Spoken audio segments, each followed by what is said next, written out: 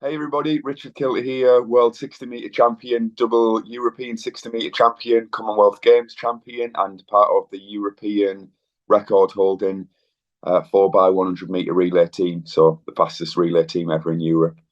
And I'm just here to do some question and answers, so thank you everybody for sending them in. And we're going to get them kick-started. So the first question there was, who was my favourite athlete growing up? So when I first started athletics, it was in 2000, the summer of 2000. So we were approaching the Sydney Olympic Games, and the first person that I watched was Maurice Green. So he was the fastest man on the planet then. And when I started athletics, it was to be a sprinter, and I wanted to be the fastest. So I was absolutely starstruck by Mo Green, and watching him win the Olympics in Sydney was absolutely incredible. I even, because he was my favourite athlete, I used to get nervous watching him. And then all the way up until I guess 2004, to till his career, he got a silver in Athens. Well, it was a bronze, but got upgraded to a silver. I used to get really nervous watching him, and I used to watch all of the John Smith HSI videos that came out onto Eurosport. They're now on YouTube. So I used to study Mo Green a lot, and he was my favourite athlete. I used to love his persona, his aggressiveness on the start line, and he dominated from 1997 all the way till I guess 2004. So he was definitely my favourite athlete growing up. And as I then, grew older into the sport, I started doing my history and looking back to all of the old greats like Carl Lewis, Linford Christie, Donovan Bailey. I used to look at all of those guys. So I then became a massive student of the sport. The next question we have is my hardest and most rewarding training session. So I do have a very specific session for that, and it's always done. We usually do this session, we usually repeat it, or I have done historically, in November, middle of November till the middle of December, and then I kind of repeat that session. It would probably go to end of March and start of April. So in the preparation before the indoors and before the outdoors, and it would be 6 times 150-meter sprints. We would do 2 sets of 3. We'd have 5 minutes between the reps. Then after the third rep, we'd go for about 10 minutes. And then the last 3, we'd go 5 minutes again. And the target times would be, they'd have to be under 16 and a half seconds, which is quite quick.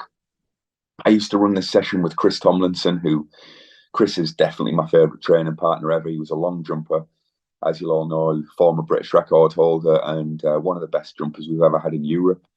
And I'm lucky enough to have grown up with Chris, and my first ever athletics group was with Chris. He was older than me.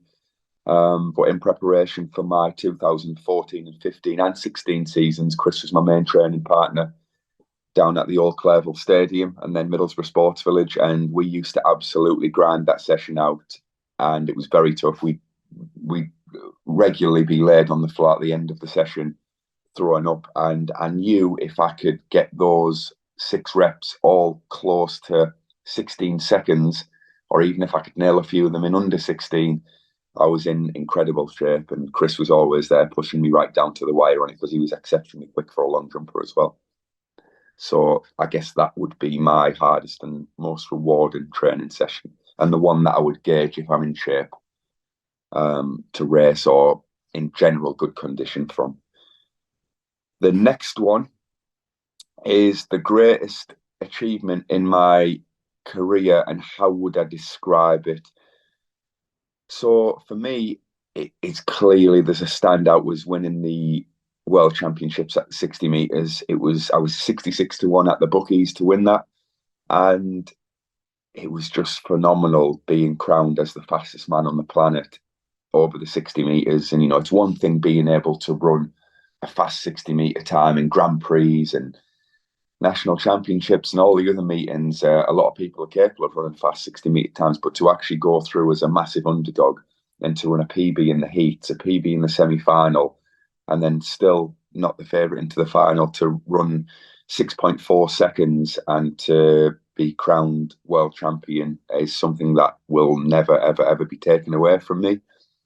And no matter what I go on to achieve after that, I think it will always live for me. Live with me as the biggest moment of my career because it was such a shock, and my first ever global title. So absolutely huge, and the feeling of that was absolute shock. It was just absolutely exhilarating. It was every emotion, every amazing emotion you can think just overcame me, and it was just phenomenal. It was it will definitely go down as the greatest moment of my athletics career, and I don't think anything will top it because it being so big and the first big moment of my career. I think nothing will top those emotions of winning that. The next question, what have we got here? What is the art of running the 60 meters and how does it differ to the 100 meters? So that's something which has been kind of something which I'm constantly thinking about in my career, with obviously being more dominant over the 60 meters. I've still ran some really quick times and had some success over the 100 meters, but being historically much more dominant and achieved much more over the 60 than the 100, there is a difference. So for me, ever since I was a child, I've ran on adrenaline, and when I was on the marks, I'm always someone who's very, very much like I run off energy and the adrenaline, and I'm very like hyper focused. And when the 60-meter gun goes bang, it's just boom, you just absolutely accelerating as hard as you can. So it's pure acceleration into top speed. And it's the shortest and fastest event in the world of athletics. So it's very much on instinct and how fast can you get to your top speed. Whereas the 100 meters is a little bit more rhythmical. You've got energy systems and you've got to kind of distribute your energy and have a little bit more of a tactical approach to how you're going to run it. And for me, the challenge has been historically so dominant over the 60 meters. I don't want to take that strength away because I know I need to in a 100-meter race be ahead at 60 because that's my strength. So I don't want to take that away. But sometimes I get to 60 meters and sometimes I can tie up or burn too much energy, and it's just kind of getting that balance. So it can be tricky at times. I have got it right at times, but for me, sometimes I've had lots of injuries in the summer, and I remember one race I did get it right where I had a really great build up into the race. It was the Amsterdam European Championship semi-final, and I finished really strong, won my semi-final, and I felt like I was going to be on for a great time in the final, but sadly got disqualified for.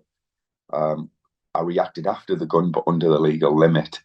And that was, I guess, that goes back to me being wanting to get out so quick and take the lead. So it's a very, very strange paradox, the 100 meters, where you've got to be very fast and very explosive, and it's an aggressive race, but at the same time as relaxed as possible so you can finish strong. So still something I'm trying to fine tune, and just with me being front race dominant, it's difficult. But I do run better when I run in the 200 because I know for a fact in the 200 that I've got to relax on the bend, otherwise I'm going to die in the home straight. And I've managed to hit that right a few times. So I think I've just got to take that mentality into the 100 meters and just think, you know what, I've got to distribute my energy. Don't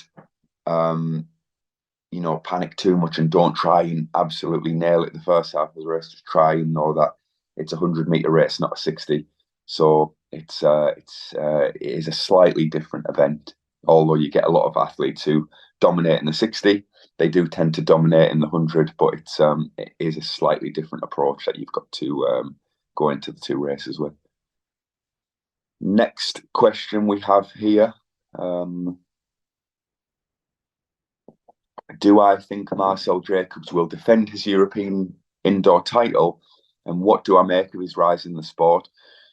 So my opinion is if he decides to run indoors and go to the European indoors, I think he is a huge standout favourite. And if he is injury free and all goes well, yes, I do think he will defend his European indoor title if that is his plan. Because over the last couple of years, he has been a major standout over the 60 metres and the 100 metres, and no one's really looked like challenging him over the 60 in a major competition. Now, we do have some athletes who are capable of running well. I think the British, we've got a lot of strong 60-metre runners in Britain who are going to race it. Reece Prescott, Jeremiah Azu. You had Adam Thomas, who had a great indoor season last year. We've got a few younger guys who are coming through who may be able to step up. I will never count anybody who's young and goes to a major championship from stepping up, but he does stand out as the huge favourite, and I do see him winning it if he is going to go for the Europeans in Istanbul. Yes, I would definitely put my money on Marcel to win that in quite convincing form. He's ran 6:41, which is just an incredible time, European record.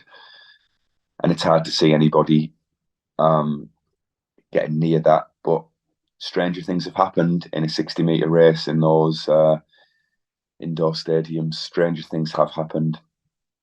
And his rise in the sport is an incredible one. I know him from a long time ago. I remember him when he was a long jumper. We used to go on our training camps to Tenerife. And he was a very, very friendly, humble lad. And I remember one time I seen him doing some block starts. And I was like, wow, I was saying to a few of the other lads in the relay squad, have you seen Marcel, the crazy long jumper? He can start. He's legit quick. He can move.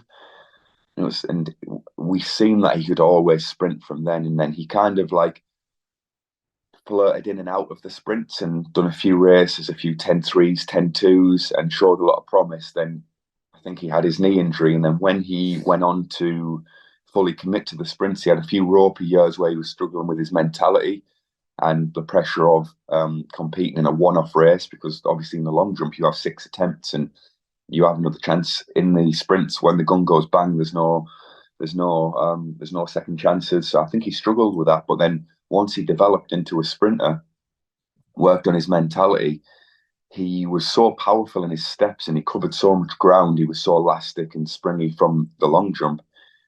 Once he got his legs turning, he was covering some exceptional ground and has developed to be an absolute flawless sprinter and very, very, very relaxed, and he's very, very difficult to beat. So I think his rise in the sport is absolutely amazing and incredible. And it goes back to other athletes. You know, I think you've got to do multi-sports as a youngster. When you do athletics, you shouldn't just try and specialise in one sport. It's good to try other sports because there can be some crossover where you can use things and skills what you've developed in another event to go into event which you then specialise in it. You've seen it with Daphne Shippers, coming from multi-events straight into becoming world champion in the 200 metres. You've seen it with Karsten Warholm. He was a multi-eventer, now world record holder in the 400 hurdles. So there's some great examples there of not specialising too early on. And yeah, his rise in the sport has been absolutely amazing. Hats off to him.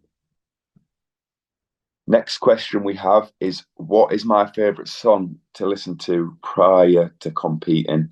So I have a very complex taste in music. My playlist will go from Whitney Houston to the Beatles to 50 Cent to drill music to rap music to house music, which I like to focus on my rhythmical part of the race and visualization. But I would say something which is always part of my warm-up playlist, and my warm-up playlist does change from year to year, is 50 Cent's Get Rich or Die Hard album. Sorry, Get Rich or Get Rich. Sorry, it's a Get Rich or Die Hard Trying album. Bit of a tongue twister. That's always on my playlist because when 50 Cent first came out as an artist, it was in 2003. And I loved 50 Cent. And in 2003, that was when I was about 13 years old and I fell in love with athletics. And that was kind of like the soundtrack to like my childhood doing athletics. So when I listen to 50 Cent's first album. And his first couple of albums, The Massacre is also one. I just absolutely loved his music. And when I listen to it now, it takes me back to my childhood memories on, when athletics was so pure, and I just loved it for competing. I fell in love with the sport, and you're young and you've got no pressure and you're just absolutely loving life. Those songs take me back to those memories. Yeah, I loved all of 50 Cent's early music, and his albums are always on, or a mixture of his songs from his first couple of albums are always on my playlist. Phil Collins, Easy Lover, is always a regular on my playlist. And like I said, some Whitney Houston, some hip hop music, a mixture of everything really. And depending on my mentality at the competition, if it's kind of a low key competition, then I like to have something a little bit more upbeat and aggressive to get me in that mentality. If it's a really, really big competition where your arousal levels are already high and there's a lot of pressure, then sometimes I like to listen to something a little bit more mellow to calm me down and help me focus and not go over the top. So yeah, very complex taste in music, and it does differ, and it does differ depending on the competition and the year. Over a decade on, how do you reflect about not getting picked for London 2012, and how has it shaped you as a personal athlete? Yeah, it was very, very, very tough. I still stand by that I should have been picked, and that the politics of the sport did affect my selection. And the two people in charge there, I believe that they didn't give me a fair chance. I should have been selected for the 200 meters, certainly. Whether they wanted to put me as part of the relay squad, that's a different thing, because I know the relay squads, you have to have been training with the squad for a number of years. You have to have the relay skills and the baton skills. And at the time, then I probably didn't have the skills, and I didn't have the team bonding and and I wasn't training with the squad long enough to be part of the relay squad. And I can agree with that. But for me to have the 200-meter qualifying standard and not take me and leave the space open and only take two athletes at home games, I will always, I'll never accept that, and I'll always be, I'll always be very critical of the selectors and the performance director and head of sprints, Charles Ancomany and Tony Lester, for not selecting me. But on the other hand, I did then go on to achieve some great things. I've then gone on to become world champion, double European champion, Commonwealth Games champion, and part of the fastest ever European quartet in European relay history, and now a figurehead in one of the most achieved relay runners in British history. And I'm very proud of that, and it's made me a stronger character. It's developed me on to be a leader and mature a lot in the sport. So although at times at the time I was very upset about that decision, I think it's made me who I am today, and it's developed me into a leader. And I guess in some ways it's made me a much better athlete and a much better person. So yeah, bit of a love-hate relationship with that decision, but they're the cards we're dealt, and we've got to roll with the punches and use them to a positive and use them to our advantage, which I did. Next question: If I was in charge of world athletics, what would be the one thing that I would change? Well, that's quite an interesting one, and it's something I've thought about a lot at times, and a lot of athletes, we have the discussions on that. And I just think that as athletes, as professional athletes, we deserve to be paid more money. World Athletics is the professional governing body. You do get paid from World Athletics. There's prize money, and athletics is a professional sport now. The Olympics, of course, the pinnacle of our sport. We don't get paid for that, but the World Athletics, we have a global championships, and there is prize money for that. But unfortunately, there's not enough money.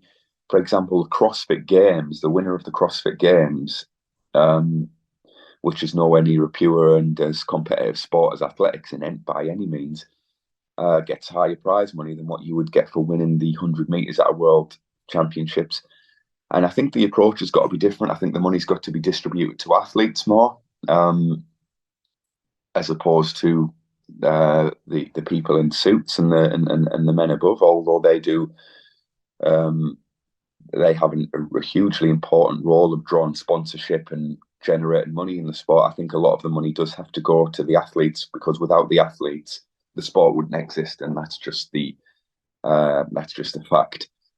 I think an approach of what I've always thought, let's just say at the moment, it's the top 56 sprinters in the world, let's say, who go to the World Championships. And we have the Diamond League, and the Diamond League can be political. A lot of it relies on how good your agent is, and does your agent have a good relationship with the meet promoter? And if that one meeting promoter does not want you in the meeting, you will not get in there. So the Diamond League is very much not always set on who is the best athletes for the Diamond League, who's the fastest. It's very much set on also, does your manager have a good relationship with the meet promoter of that event? And it's very, very political, and it shouldn't be. And that's down to lane draws, who gets the lanes, and it's not fair at times. And that's the political business end of the sport, I guess. And I think that needs to be looked into a little bit more.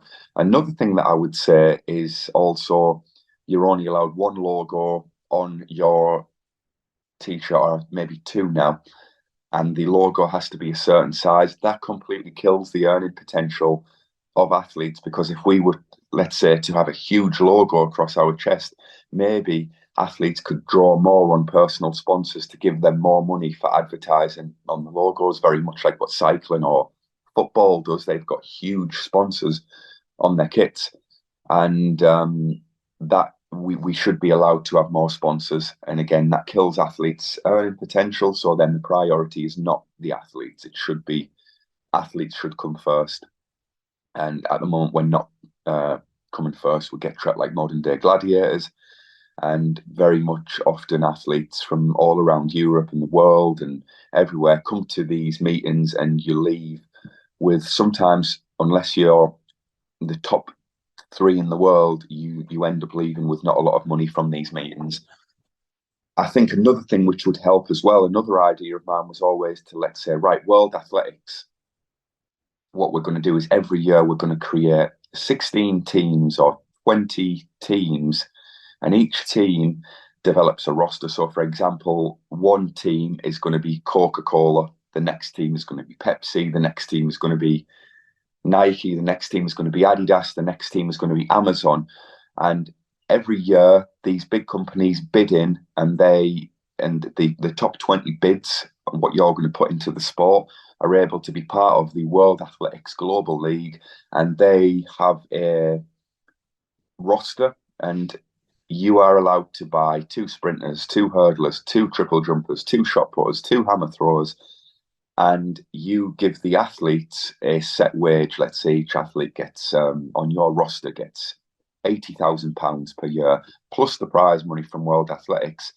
And it's a league system where at the end, the company or the team and the roster with the most points wins the World Athletics League. And I think that would make it fair and have a lot more athletes, because you could distribute over 20 teams, let's say 4 or 3 athletes per team. That means the top 60 athletes in the world in each event are going to be guaranteed X amount of money, and it's going to be very exciting on which company signs which athlete to which roster and all of this. And I think it would be very, very exciting. I think it would, again, generate more money, attract more people to be involved in the sport, more sponsorships, more companies to come on board, and the athletes would in turn be able to earn more money and have more of a stable income. Because I'm very lucky that we have British Athletics, which is a massively supportive governing body who pay the athletes well, and you get looked after with physio and training camps and an amazing setup. But some nations around the world don't get paid as much as we do. Some nations get paid more. But I think it would be fair for, if you are a top 50 or top 60 athlete in your event, to be part of a roster and a global athletics league, which World Athletics could do. And I think it would be very exciting. I think that could change. And also there's a lot of other things that World Athletics need to change, but I could go on for hours about that. But that is one of the things, that the athletes get priority first. It's a fair competing ground. There's money to be made, and athletes come first. That's what I would change. Next question was, how did the pressures of punditry for the 2022 World Championships differ to competing? So my approach with the punditry is that I want to be very honest and just be who I am, because I don't want to go on there and come across that I'm too media trained. I just want to be the honest figurehead of the voice of the athletes. I'm currently a competing athlete, but with me having quite a few injuries the last couple of years, I've been luckily enough that the BBC have invited me on as one of the pundits. And it is a different pressure, because you've got to be very clear and very honest and analytical of what you say. And sometimes a race replay will come on and it will be, right, Richard, analyse this race, and you've only got 6 seconds to analyse a 60-metre race in a replay. And you've got to be very fast thinking, but very clear in your thoughts and what you're saying. So it is a very different pressure, but it's one that I really, really enjoy, and I'd love to do more of, especially when I retire from athletics, or when I am. I don't plan to be injured again, but if I am ever unable to compete, I would love to do more of. And I do think I give a very honest assessment on the punditry.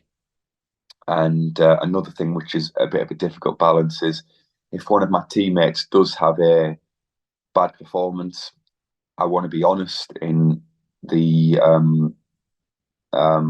analysing the performance, but not too critical where I'm tearing them down. And I've then got to, be friends with those people or be back on the team with them. I do want to be very honest and very critical and analytical without actually tearing them down when there's millions of people watching, because I do think we are the people who are in the ears of the public, and athletics doesn't get enough exposure as it is. And also we want to create British athletes to be stars. And if we're the ones responsible for talking to the public and speaking about our current athletes, we do want to be as positive as possible and create them to be stars and portray them in the best light and the most positive way. So it is a very much different to being stood on the start line and just performing and not really having a care of what you say and how you come across. You just want to go out there and perform. That's the main thing. Whereas being in the punditry seat is very, very different. The next question. Oh, it's the last question as well. What advice do you have for somebody who wants to become a sprinter?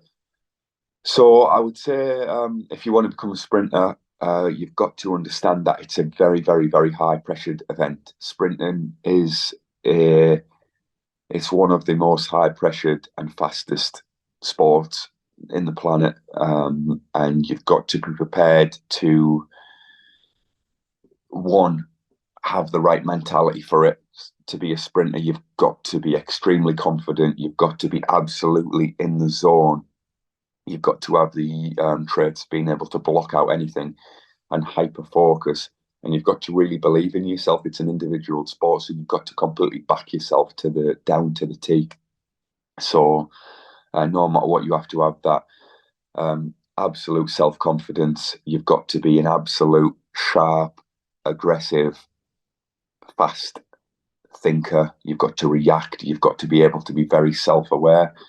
So if they are the things that you believe you have, and also you believe that you've got the natural ability, then comes the thing of you've got to be able to be willing to put in the work. So you've got to be prepared to put in the work. You've got to be prepared to take losses, and when you do lose, you've also got to be prepared to analyze those things and think, right, well, next time, what am I going to do to come back better? You've got to be able to roll with the punches at times, because it's not a sport where you're going to win absolutely every race. There's always going to be someone else who's going to beat you on one day, but of course you can come back and beat them the next. And you've got to be very resilient. So if you that means overcoming injuries, overcoming losses. When things are not going too well, look at yourself on an honest point of view and just think to yourself, look, what can I do to make myself run quicker? If I'm doing something which is not helping me run quicker, I've got to get out. But in a nutshell, believe in yourself, be prepared to work hard, stay resilient, and ultimately the first step is going to be getting down to your local athletics club and getting stuck into the training and taking that big first step and being brave enough to get on the line and compete. Once you're able to do that, you'll be able to take the steps going forward from there to become a top sprinter. And it's possible for anyone who's got the passion for it and the will to work hard.